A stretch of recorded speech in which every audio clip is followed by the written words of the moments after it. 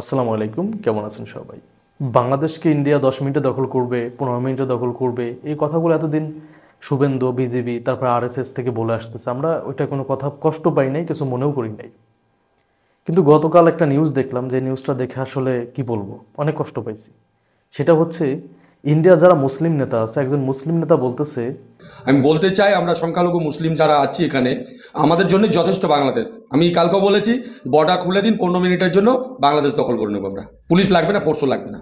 যে বর্ডার খুলে দেওয়া হোক, পুলিশও লাগবে না, সেনাবাহিনীও লাগবে না, আমরা 15 মিনিটে বাংলাদেশ দখল করব। এটা বলতেছে পশ্চিমবঙ্গের মুসলিম যারা আছে, ওরাই নাকি বাংলাদেশকে দখল করবে। একটা কথা হলো কি জানেন, আমরা বাংলাদেশে, আমরা যারা বাংলাদেশি, আমরা কি করছি? ইন্ডিয়াতে কোনো মুসলিম ভাইয়ের উপর হামলা হইলে বাংলাদেশে প্রতিবাদ করছি। ইন্ডিয়াতে কোনো মসজিদের উপর হামলা হইলে বাংলাদেশে প্রতিবাদ করছি। গুজরাটের কসাই যখন বাবরি মসজিদ ভেঙে দেয়, এটার জন্য আমরা প্রতিবাদ করছি। এবং এইটার জন্য বাংলাদেশে মোদি আসছিল, মোদির আশা ঠেকানোর জন্য আন্দোলন করছিলাম।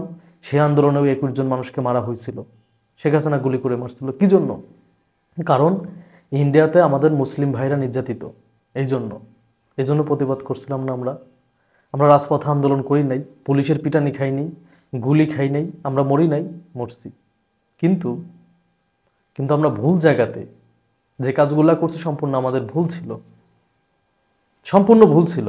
আজকে যখন ইন্ডিয়ার মুসলিম যারা, আজকে ব্যাপারটা হচ্ছে হিন্দু মুসলিম নিয়ে বাংলাদেশের, যে আমরা নাকি হিন্দুদের উপর নির্যাতন করতেছি, সংখ্যালঘুদের উপর নির্যাতন করতেছি, এটা ইন্ডিয়া প্রচার করতেছে।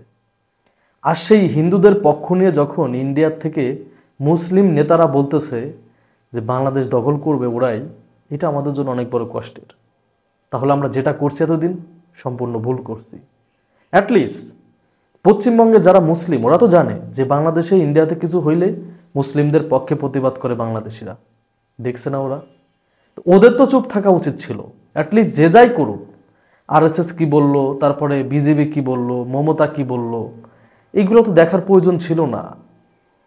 বাংলাদেশে, ইন্ডিয়াতে যারা মুসলিম নেতা আছে, ওদের তো চুপ থাকা উচিত ছিল না। ওরা দেশের স্বার্থে এক।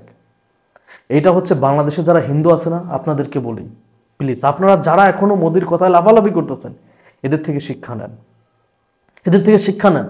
এরা দেশের স্বার্থে, এদেরকে মোদি পিটাইতেছে, এদেরকে মোদি মসজিদ ভেঙে দিচ্ছে। এখনো মসজিদ ভাঙছে, 100 বছরের পুরনো মসজিদও 2 দিন আগে একটা ভাঙতে দেখলাম, 200 বছরের পুরনো মসজিদ। মসজিদ ভাঙতেছে, তারপরে বাড়িঘর হামলা করতেছে, গরু গরু জবাই করলে মেরে ফেলতেছে, ঠিক না? বাংলাদেশে যেহেতু হিন্দু মুসলিমের একটা ঝামেলা হয়েছে, দুই দেশের মাঝে একটা কথা কাটাকাটি চলতেছে, এইখানে মুসলিমরা মোদির পক্ষ নিয়ে কথা বলা শুরু করছে, হিন্দুদের পক্ষে কথা বলা শুরু করছে।